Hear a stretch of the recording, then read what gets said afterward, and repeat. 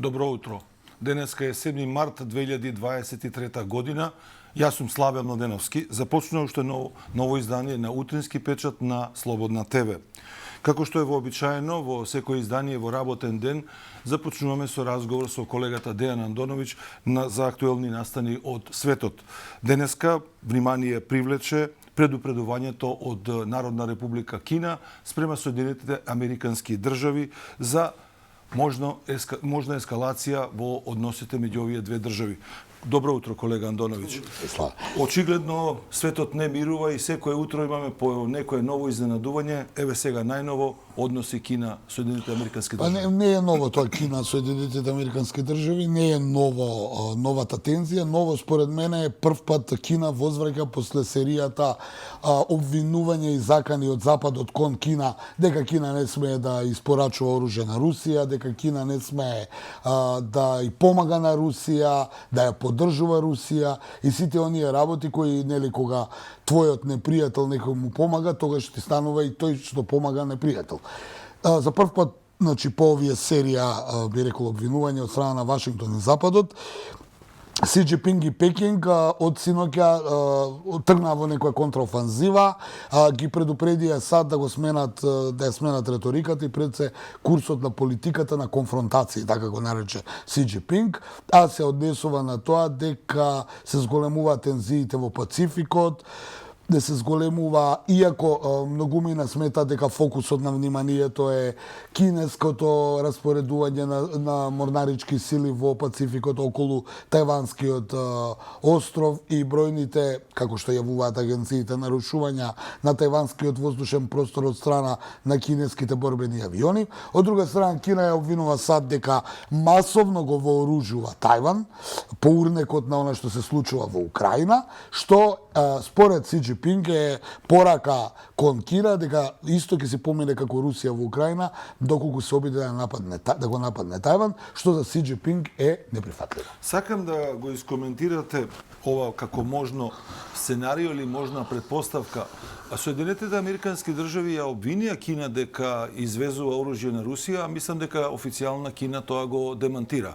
Значи Кина демантира дека дава оружје на Русија, но Кина се однесува во трговската размена со Русија со исти оној принцип со кој се однесувала и пред започнувањето на војната во Украина и смета дека треба нормални да имаат односи бидејќи Кина не е во војна. Се разбира, најголемата забелешка оф рекорд или под зад сите овие информации се испораката на чипови за кои се смета или се јавува дека Русија нема доволно за своите проектили од високотехнолошки проектили и веројатно Русија со тоа се соочува бидејќи таа не ги произведува, туку ги увезуваше валјда од Јужна Кореја, а сега со овие санкции знаеме дека Јужна Кореја е партнер на САД, значи е конфронтирана со Русија, зборувам политички за сега, се надевам така и ќе остане, и се сомнева дека Кина и дава поддршка и помага на Русија во набавка на тие, да кажеме, чипови кои се сметаат како оружје. Дали можеме да сметаме дека ваквото однесување на кинеската држава, на кинеското политичко раководство е всушност благ одговор на кинеската политика спрема односот на Соединетите Американски држави во односот со Тајван? Дека Кина покажува малку... Да, Кина беше воздржана цело време и покрај тоа што се гледа од чија страна, од друга страна Кина не е држава која е нешто многу блиска со Русија, да не се лажеме. Кина и Русија немале никогаш, сега тие заеднички може да се обединат во справувањето со, да кажеме, западната доминација, како што ни ја нарекуваат. Факт е дека Кина има некоја благонаклоност кон Русија, но секако си ги гледа своите интереси, а и спечена би рекол така од претходната администрација на Доналд Трамп, кој за разлика од Бајденовата која е насочена кон Москва, Трамповата беше насочена кон Кина со оние санкции, ембарга. Добро, мораме за волја на вистина кажеме дека администрацијата на Трамп војуваше исклучиво економски.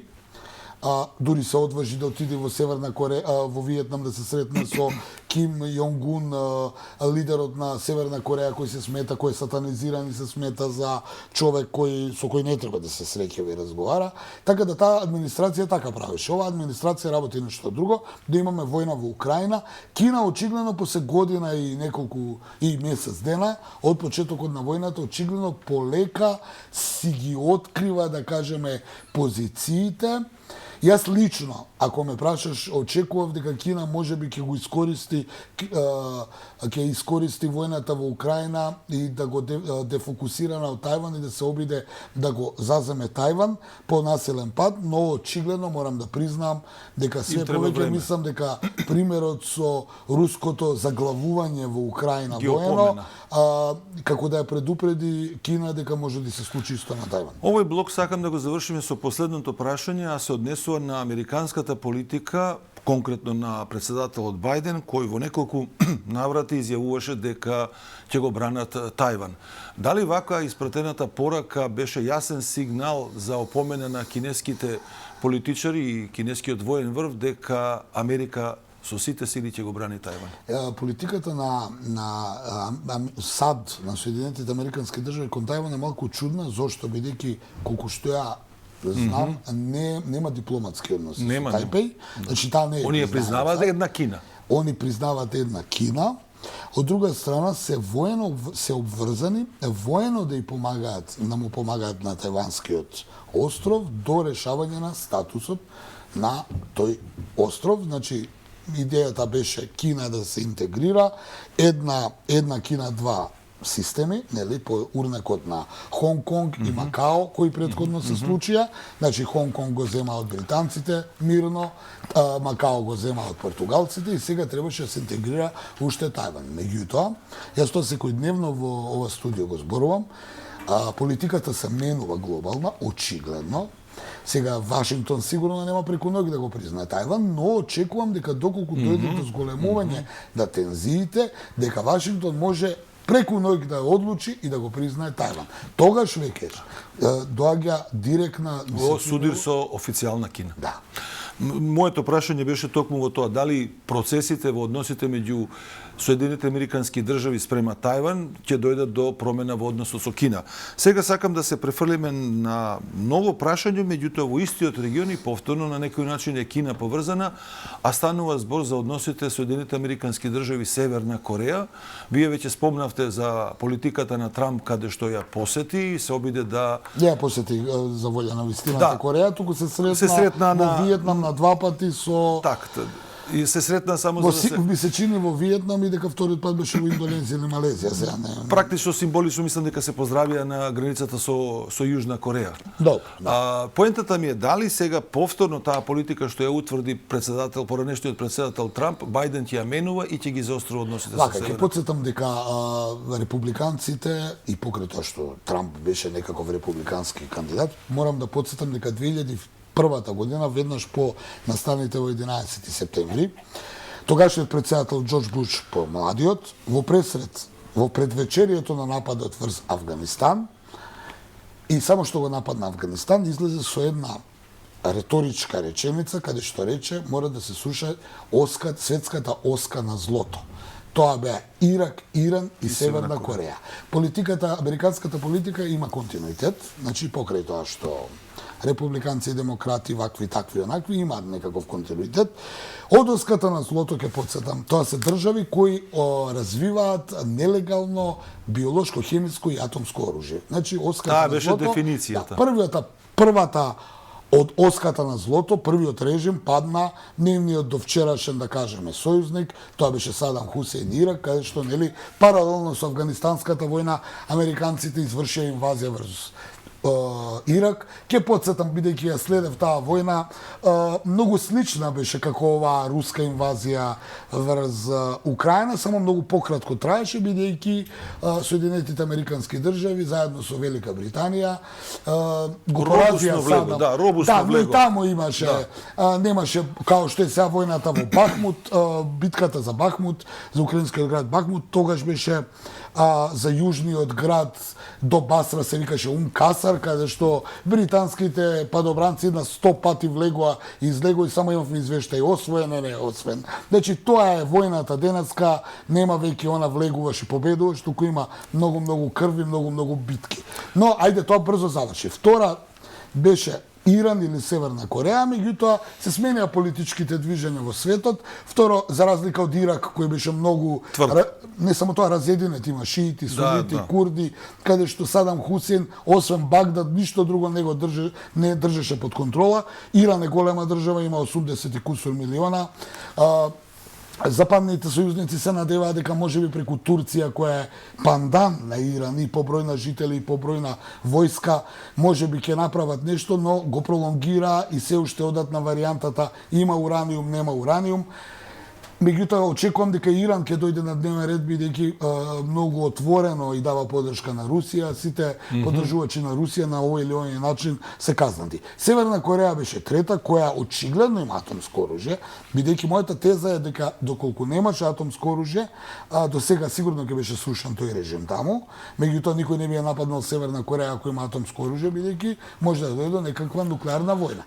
Ми се чини дека западните држави не ја искористија шансата да го решат проблемот со Северна Кореја, бидејќи многу години Кина, како единствен сојузник на Северна Кореја, беше воздржана кон режимот во Пјонгјанг, кој дури му се спротистави на Пекинг. Сега со новата војна што се случува, ми се чини дека ќе дојде до повторно приближување на Пекинг со Северна Кореја и на западните сојузници ќе биде многу потешко да го урнуваат режимот во Пјонгјанг, бидејќи сега Пекинг по урнекот од 40-тите години на минатиот век повторно ќе му дава поддршка на поддршка фактички ќе ги лимитира во намерата Соединетите Американски држави и во брзината да го соборат тој режим. Дека не ќе можат лесно да поминат преку Кина. Јас мислам дека се изгуби шансата кога зборуваме за Северна Кореја да се урне, бидејќи тој беше слаб и изолиран.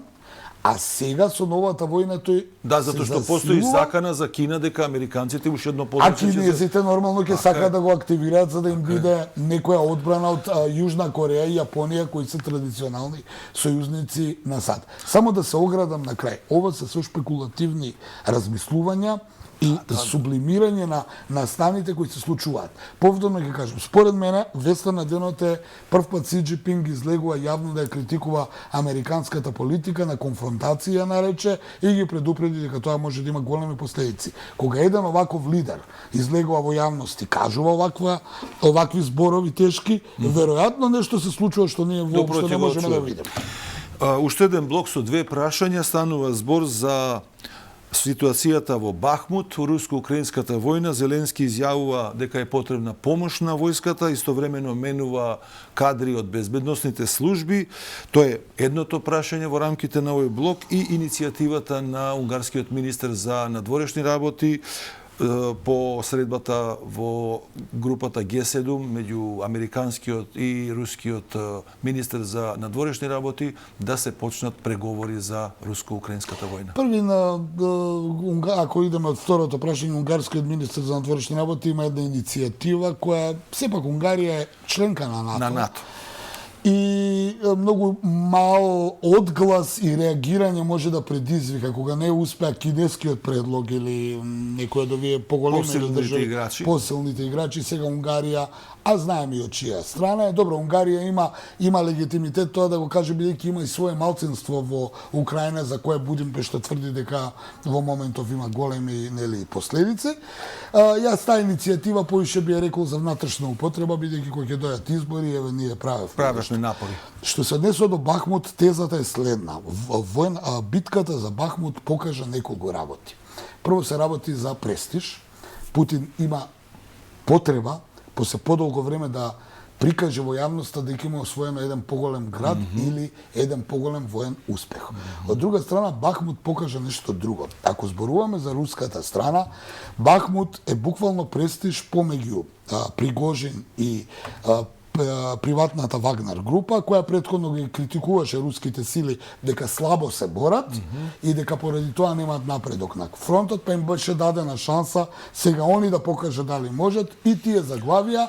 Сега Пригожин ги обвинува дека не им даваат доволно муниција и оружје.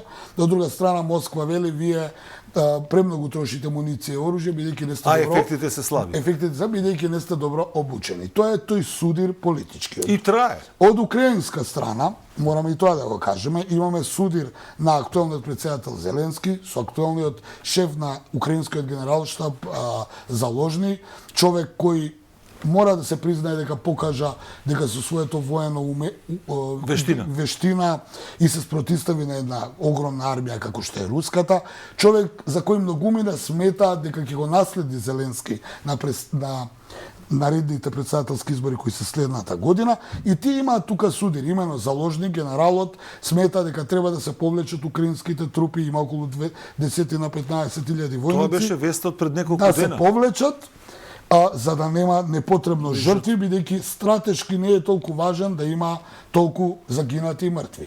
Наспроти него Зеленски вчера излезе и по состанокот со неговите генерали, меѓу кои не бил Заложни, изјави дека Бахмут ќе се брани до последно, значи мора да се одбрани, се додека нели русите се исцрпуваат и ќе се чека онаа воена помош која треба да дојде, да се формираат тие борбени групи со тенкови, оклопни транспортери и тогаш да се потиснат исцрпените руси од околината на Бахмут. Ние тука гледаме две политички, би рекол, покрај воениот судир, Стратегии? и воениот судир кој го имат, има и на двете страни политички судири меѓусебно, каде што од оваа војна на Бахмут ми се чини ќе се профилира која ќе биде иднината на Пригожин и Вагнер групата, која ќе биде иднината на Заложни, која ќе биде иднината на Зеленски. За Путин повеќе или помалку мислам дека извесно е дека ќе остане, но има и уште една реченица која морам да ја кажам за Бахмут. Бахмут ми се чини е поле каде што има судир на двете војни индустрии. Руската од една страна и западната од друга страна. Зошто велам војни индустрии, бидејќи тука се судираат, се уништуваат и се продават сето тоа на сметка на Украина, а и на Европа. Колега Андоновиќ, нема да завршиме овој разговор без уште едно прашање, а станува збор за најавата за втора мобилизација на регрути војска од страна на Русија. Меѓутоа сакам да го искоментирате коментарот на Институтот за проучување на војната, американски, кој вели Путин ја одлага мобилизацијата поради страф од внатрешни немири. Има ли вистина на вистина дека Путин ќе одложи оваа мобилизација и ќе се доведе во ситуација да нема жива сила на фронтот? Јас цело време го зборувам следното. Имам една замена на тези. Специјална војна операција беше направена бидејќи не можеш да направиш мобилизација ако не прогласиш војна. А за да прогласиш војна, треба да бидеш нападнат. Русија нападна. И таа не можеше да ги мобилизира луѓето, бидејќи кога почне со она првична мобилизација на војници под договор на резервисти кои се обврзани, кои примаат плата за тоа, нели, ќе отидете во пензија као војник, но сте воен обврзник во даден момент да бидете први на одбрана на татковината. Кога тоа беа првата тура. Втората тура веќе треба да почне да биде таа мобилизација, нели втората е од 18 до 24 години. За да спроведете мобилизација, вие морате прво да прогласите војна и да прогласите дека сте нападнати, па онда да имате една медиумски бараж, да им кажете на луѓето да ги задоите луѓе нападнати, сме мора да ја браниме татковината. Ми се чини дека Путин ќе влезе во таа фаза сега, искористувајќи го она што го велам замена на тези. Откако ги прогласи 4 региони како дел од Руската Федерација, произлезе дека Украина е сега агресорот на руска територија. Ми се чини дека Путин ќе оди на таа варијанта, се разбира. Мислите дека ќе помине тоа во руската јавност? Мислам дека ќе помине, бидејќи јас не видов во Русија освен некои ситни протести за почетокот на војната. Добро, може би режимот е цврст уште. Не, режимот е секако цврст. Но ми се чини дека и русите... Тргнам од претпоставка, кој ќе извадите 300.000 сега војска или 100.000 војска, тоа нема да биде така... Русија има региони каде што има... Население кое би одело во војска. И тоа не треба да се потцени. Не се само московјаните руси. И ми се чини дека ние... Знаеш, Славе, уште од прв ден велам дека грешка беше голема и нека не ми замери никој правењето на цензура на руските медиуми. Јас сакам да видам кој е како функционира. Се разбира, интернетот ни овозможи тоа, колку што успевам да видам, ја не гледам некоја голема осуда на Путиновиот режим од страна на луѓето. Оние осудуваат војната, но не и Путин. Дали се плашат, дали е тоа се наместено, не знам. Но многу блогови, многу канали, и Твитер, и Телеграм, и телевизии, и режимски, помалку режимски, покажуваат дека русите не се толку... Јас не видов протести низ Москва големи, ниту пак видов руската емиграција, како што знаат, да излезе во западни земји и да протестира против војната во Украина. Ти тоа го примети или не? Јас не го приметив.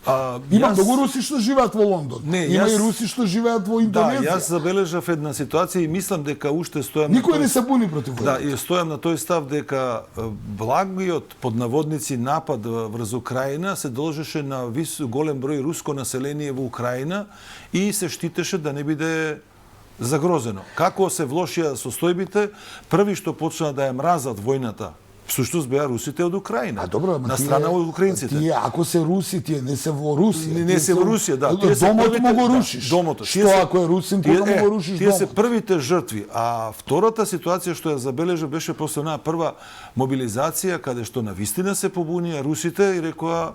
Добро, денешните млади луѓе не сакаат да јат Не сакаат, да. Ова не се оние руси од 41 кои со грудка, сол и црн леп ќе одат и ќе војуваат до крај. Но, ако се направи пропагандата, ти знаеш како новинар, што значи пропаганда, дека сме нападнати, дека мораме... Дека може да дојде до таа ситуација да собере војска. Путин посредно во говорот на годишницата од почетокот на специјалната војна операција, како што ја нарекува, посредно и рече дека Русија е нападната.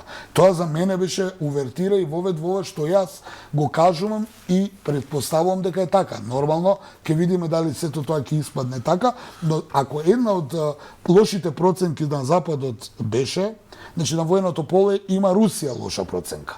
Лоша проценка ги подцени ресурси. Но Западот па ја подцени Москва, очекувајќи дека сега ќе предизвика такви масовни протести внатрешни кои ќе предизвикаат, така но и после година и кусур реално Русија има војни порази, освен Пригожин и ривалитетот на Вагнер групата со руските генерали и министерот Шојгу, тука е судирот Пригожин и Шојгу. Јас не гледам, ние не гледаме немири. Не мора да е во Москва. Ете, велат режимот. Каде се тие бројни руси што живеат во Мајами, што живеат во Бирмингем? Значи, ние сме гледале кога е војна протести на емиграцијата. Русите имаат емиграцијата, не се лажеме. Така да, ми се чини дека повторно ќе кажам малку лошо звучи како на никој да не му е гајле и како на сите да им одговара да чекат трае. некој епилог, некој друг да ја заврши работата. Беше ова анализата на колегата Дејан Андоновиќ. Колега Андоновиќ, благодарам за овие 25 минути.